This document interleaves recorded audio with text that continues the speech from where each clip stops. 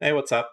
So I've decided I was gonna try and start doing some pre-recorded content, hopefully on daily news or things that are kind of tech-oriented, things that specifically focus on a few topics that I'm starting to become quite an expert in, and not so much in some of the funnier stuff I've covered elsewhere. But today, I thought it might be interesting just to go over one of the things that's just been kind of annoying me specifically for years now, and it seems like it's getting worse and worse, and that is Microsoft and Windows 11, I suppose Windows 10 to a certain extent as well, consistently trying to kill off the idea of the local account. Now, it's not really something new. Uh, Microsoft has been trying to dissuade you from having a local account for, it seems like for years, to the point where when you're going and you're trying to install Windows, you have to do all sorts of wild stuff like disabling Ethernet and Wi-Fi in your BIOS before you even start the process, to going and doing a command prompt and doing certain commands. And first off, these are pretty advanced things that you wouldn't expect the average Dick and Jane user to be able to do. And I thought that for a while, maybe there was a happy medium. Microsoft obviously wanted to very aggressively push the idea of having their online Microsoft accounts. And the users who were tech savvy didn't want that. And there's a lot of reasons for that. And that can be like everything from you're very privacy focused, meaning you don't want the chance of anything on your computer being backed up to the cloud. And that could be for a lot of reasons. It's not just you have something to hide. I mean, we all remember years ago when all of the celebrities' iCloud data was released publicly, and all of the naughty photos and whatnot that were released as a result of that. And you might be saying, well, hey, that's password reuse, et cetera, et cetera. But we can't really, it's not always that. At the end of the day, Microsoft itself still has employees that are there, people that you can call and say, like, hey, listen, I'm locked out of my account. Can you give me a hand getting back in? Basically, social engineering. And if you do the right steps, you are going to get into that account. Now, that might be a court order that you fake that looks real, that helps you to get in there. Or that could be just as simple as knowing someone's social security number or something else. And we're not going to get into that because lately, pretty much everyone's social security number recently got released. But at the end of the day, we have a situation here where Microsoft is in the past let you create these local accounts if you knew what you were doing. And it was annoying, but it was fine. Actually, I'll take that back. It wasn't fine. It was quite not fine. I felt like they were being very it was too aggressive. Like, I'm okay with a little bit of click here. Are you sure? Are you really, really sure? Listen, if you do this, you don't get this. Are you sure? Are you sure? Are you sure? Fine. That's okay. But the idea that there was no option whatsoever to create a local account just seemed, it just seemed wrong. Okay. And they had no, the idea that right now Microsoft has removed those options, right? So now it's getting very limited, your ability to create on a new computer a local installation of Windows 11. The fact that they're doing that to me kind of seeks of desperation and incompetence. The first question I would ask myself if I was Microsoft is, who is doing this? Who is still out there creating local accounts? Okay, because it's not your, as I said, your Dick and Jane average users. These are pretty tech savvy people that are going in there and entering commands in the in the command prompt, or they're disabling things in the BIOS.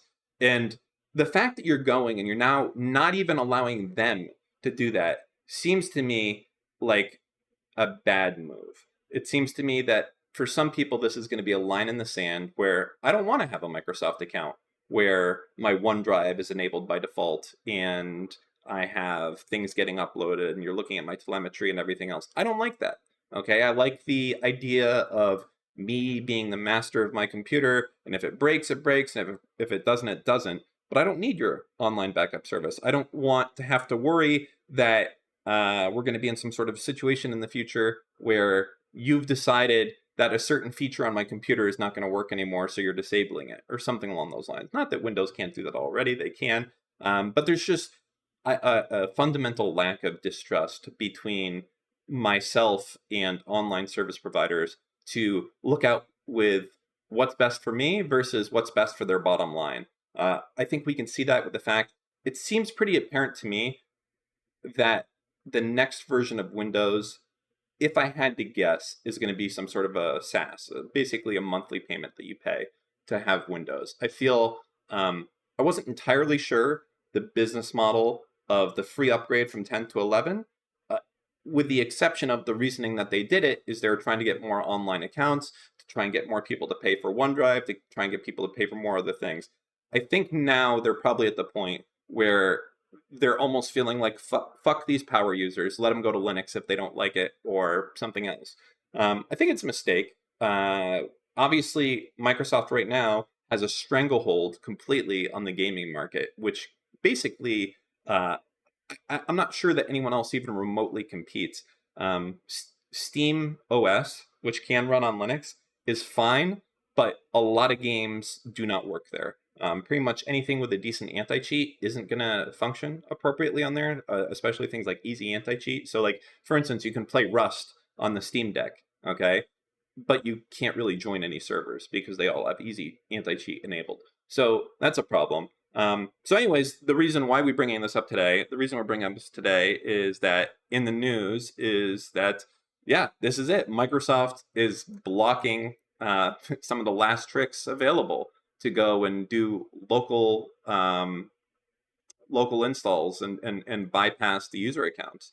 So apparently there's one last thing left until this gets patched. And it seems like they have been pretty aggressive with making these updates to stop this behavior. So anyways, there's a utility, Rufus utility. I have not used this, so but it looks like it is looks like it's an application to kind of create a customizable bootable ISO. This is how you do it. This is how you go through even harder steps to try and get a local account. Now, why specifically am I talking about this? What does this have to do with privacy or middleware or anything along those lines? And the answer to that question is, where does the legality of software like this? So Rufus is software now that lets you go and create custom ISOs. I would say that's legal, okay? But let's say for the sake of argument that this was a different tool. Let's say that someone created a specific tool that was, hey, you just run this program after you install Windows and it'll turn you into a local account. What is the legality of basically the creation of that tool, and how would Microsoft react to that? And I think that we're in a sad state right now. And the sad state has to do with Section 230 C2, which is basically only given very small carve-outs to programs that want to go and interact with another program. It's only if you're doing certain things. So these programs that interact without permission. So a good example of this would be, well, I guess what we're talking about right now, like a program or a cheat. Let's take it to something more simply that we can all understand. So I'm going to use two examples here. One that you guys will like, one that you won't. So GrayJ is a app, and I believe Louis Rossmann, great guy, check out his channel if you haven't already, is advising or involved in this company. And what it is it's a Android app that is a alternative. It's an alternative. I want to say browser, but it's not really a browser, right? It's an alternative consumption portal for various media sites.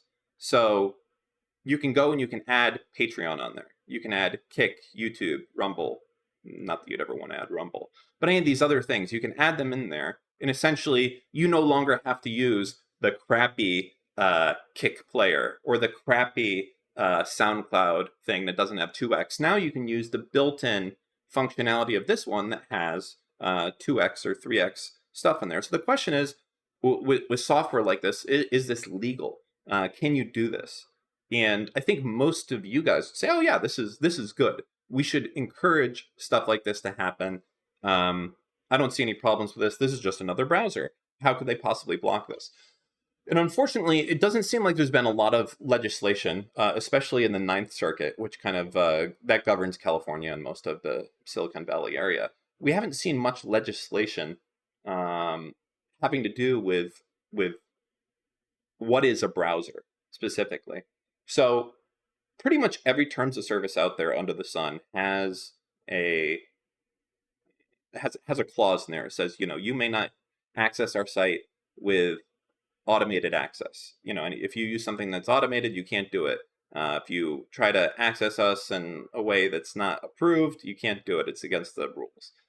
And the problem with that is that you go to most of these terms of services, and what is automated access? So when I load YouTube, my browser is doing a lot of stuff that I'm not telling it to do specifically. It's just taken for granted. Like it's loading images, it's loading CSS, it's loading JavaScript, right? It's loading all of these things. And the question is, where does that cross that line where that's okay? But if you were to go and create specific rules for specific sites, that this is no longer a browser.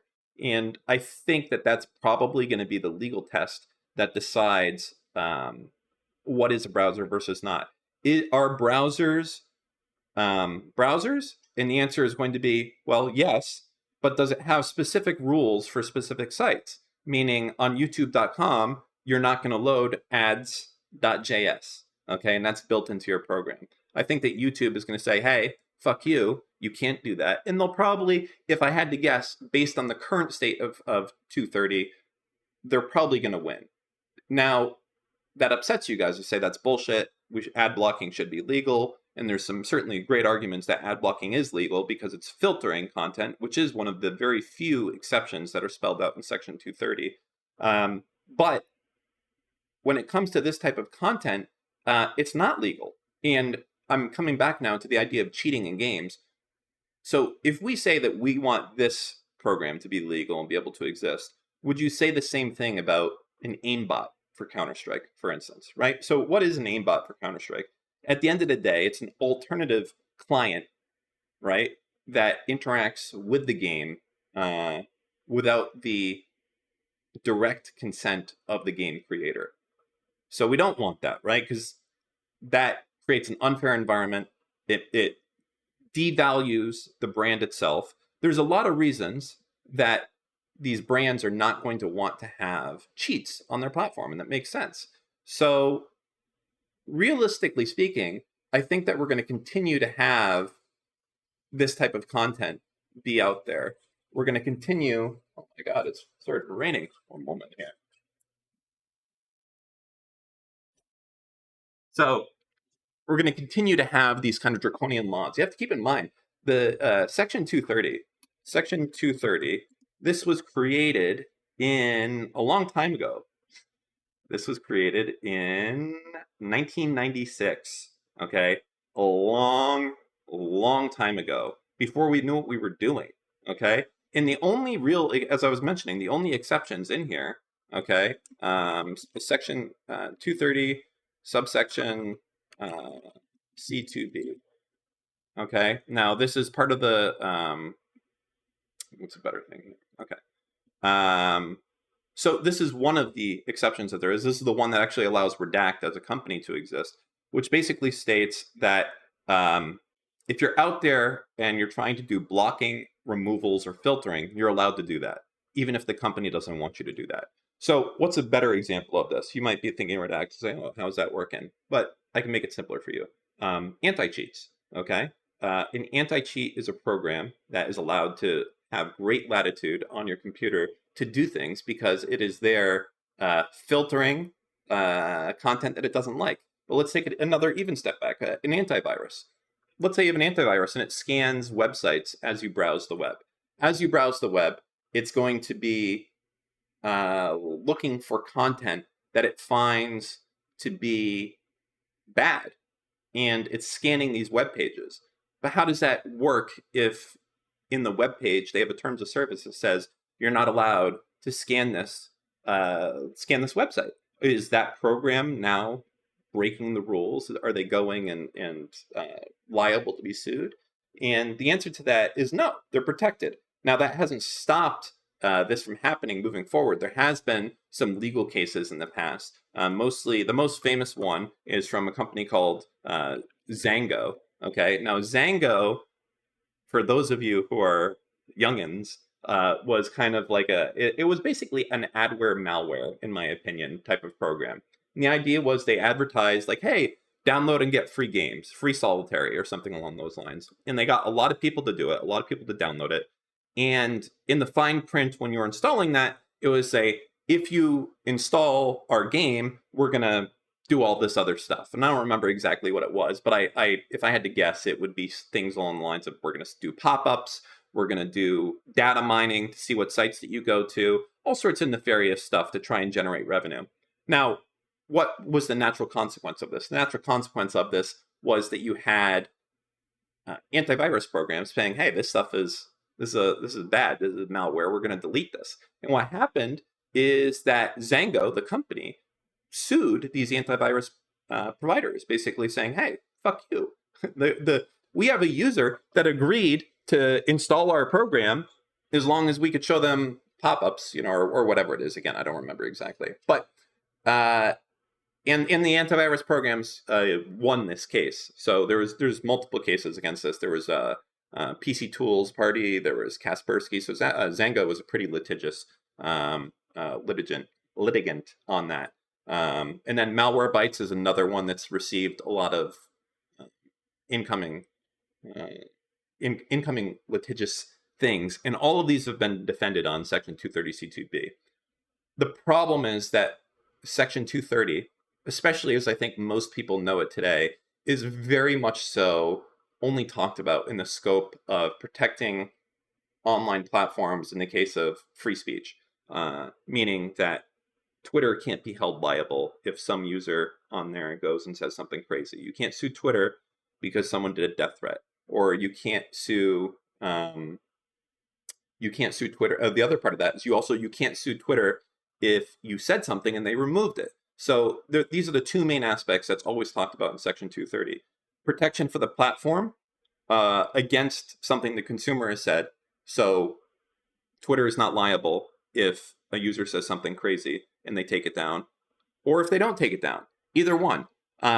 So they have complete discretion, editorial discretion, and liability as long as they follow certain things. And the most common one that we know of is the DMCA. If you send a DMCA request, to someone, they have to go and follow that, or they lose that protection. So if you send a DMCA to Twitter on a piece of content, on someone uploaded a video or something along those lines, they have to act on that. And the reason that they have to act on that is that if they don't, they risk losing their legal protection under this, and then they can be held liable. So that's why DMCAs are done, and taken seriously. And that's also the reason that you'll see a lot of other sites, such as YouTube and things along those lines, that very aggressively try to get you to use their online form to do a DMCA, as opposed to doing an actual DMCA. An actual DMCA is something where you serve them with a request that has a bunch of steps that are met. You have to have a statement in there that you have good faith belief that the person is infringing. You have to identify yourself. You have to identify the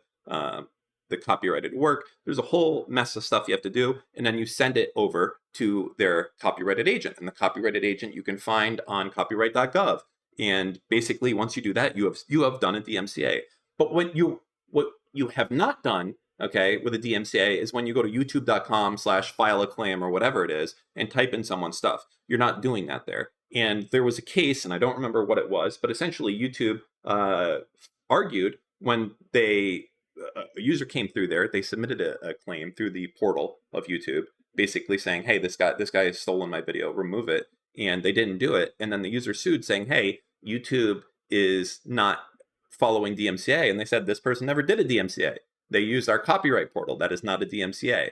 So that's why in the past, whenever I have done a DMCA for something, and that can be for a piece of content from a podcast or something like that that's gone up, I never use YouTube's internal system to do it. I send it directly to, I think it's copyright at youtube.com, and I send them a PDF, and they respond back to you and say, hey, for most of your claims, you should use this portal. And it looks very form email. It almost looks like, hey, we're not going to do anything. You've sent us this DMCA, and we don't do anything here. And I just reply back saying, hi, this is acceptable service for DMCA, thank you. And then they act on it. And that's been every time. And I think they probably don't want you to do that. They certainly want you to use your tool right away. It's probably bad for the creator, I would imagine, doing this type of functionality, because they have this whole copyright strike thing and whatnot in place. But at the end of the day, that's how that works. So why are we talking about this? Why all this Section 230 stuff? Well, when we talk about middleware, okay, and we talk about how Windows is doing this, the question is, do we have a right currently under the law to bypass the restrictions that they have? Can we do what we want with Windows once we've purchased it? And it seems that right now, especially with recent litigation coming out of the Ninth Circuit having to do with game cheating, the answer is no, unfortunately. If you agree to a software license that says you can't do something, the courts are starting to not embrace this open web, this open environment, and it's bad for us, I think, in a lot of cases. Now, I don't think it should be the Wild West. I don't think that if I make catbook.com and I put in there that, hey, there's some restrictions, like you can use whatever browser you want, but you have to show ads beforehand. I don't know if it's okay if someone comes in here and makes an alternative client specifically for my site that bypasses a bunch of checks that I have just to do that. Or let's say I have a really lousy system for checking if someone's upgraded to premium and you're bypassing that. I don't think that should be legal. To a certain extent, it's hard because you have to draw a line in the sand between, can users have open access to customize how they browse the web and what they do? And I think the answer to that should be yes. But on the second part of that is, can you create specific rules for specific websites that don't have to do with filtering out content? Meaning, I'm just going to change the way this looks to do this. That's much more challenging, because then you really fall into the direction of things like game cheating. How do you argue that I can go and you have a website or you have a game, I want to make my alternative game client for that, you have a server for it. How do you argue that I can't just go and make an alternative client for your game that lets me cheat, while also, on the other hand, arguing that I should be able to go and bypass Windows 11 restrictions that force a online account? So we're at this is a crossroads. There's a lot of interesting stuff that's happening with that right now. We're gonna have to see more what comes, especially in the next year or two, now that hopefully these laws are going to get updated. They seem to certainly be a hot point, both from Republicans and Democrats, who want to simultaneously take them away and then also expand them at the same part. So I do think that we're going to see some additions and changes to them to hopefully bring these laws into the modern age. But as it stands right now, it's very much unknown how these things go. So I guess I would say your days of having a Windows 11 local account are limited, and enjoy it while you can. And all of this really comes down to now is lawfare. How litigious do these companies want to get? You're always technically going to be able to try and do these things. It's just, can you make a business out of it? Can you make a business out of selling a tool that lets you bypass Microsoft's Windows 11 restrictions? Or does that have to be free? Does that have to be open source? These are the unknown things. And I'm sure there's going to be, just like there is classifications for being an independent contractor, I'm sure there'll be classifications for determining how things are going to be allowed or not moving forward. So Anyways, that was it. First video up here in the series. I hope that I'll be doing more of these moving forward, especially content specifically related to middleware. Obviously, deleting content on the web. So I'm the CEO of redact.dev, Section 230, tech law in general. I have a great interest in a lot of these things. So that's it for today. We'll see how long I keep doing this. You might see some woodworking stuff in here in the midst, but first video. So I appreciate if you guys shared and liked it if you made it this far. So thank you. And until next time, cheers.